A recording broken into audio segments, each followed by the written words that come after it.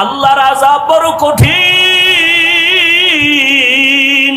আর আপনারা যারা নামাজ পড়েন না, দাড়ি রাখেন না, পর্দা করেন না, বেপর্দায় চলেন, মা বাবার সাথে বেয়াদবি করেন, আলেম ওলামার সাথে বেয়াদবি করেন, শিক্ষকের সাথে বেয়াদবি করেন, মানুষের উপরে জুলুম করেন, আপনাদের হালাতটা আরো কত ভয়ঙ্কর হবে।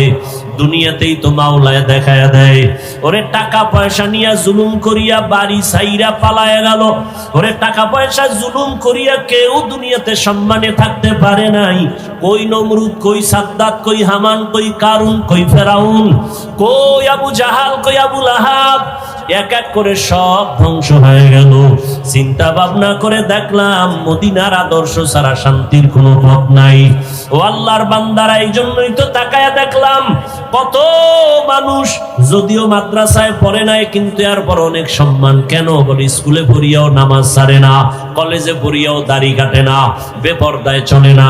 কত ডাক্তার, কত ইঞ্জিনিয়ার, কত প্রফেসর ডাক্তারি করে নামাজ ছাড়ে না, ইঞ্জিনিয়ার হইয়াও নামাজ ছাড়ে না, প্রফেসরি করিয়াও নামাজ বাদ দেয় না। চিন্তা করে দেখলাম তারাও তো আমার মাওলার দিনের বুঝ পেয়ে গেল। কত র্যাব, কত আর্মি, কত পুলিশ, কত বিডিআর নামাজ পড়ে, দাড়িওয়ালা অভাব নাই।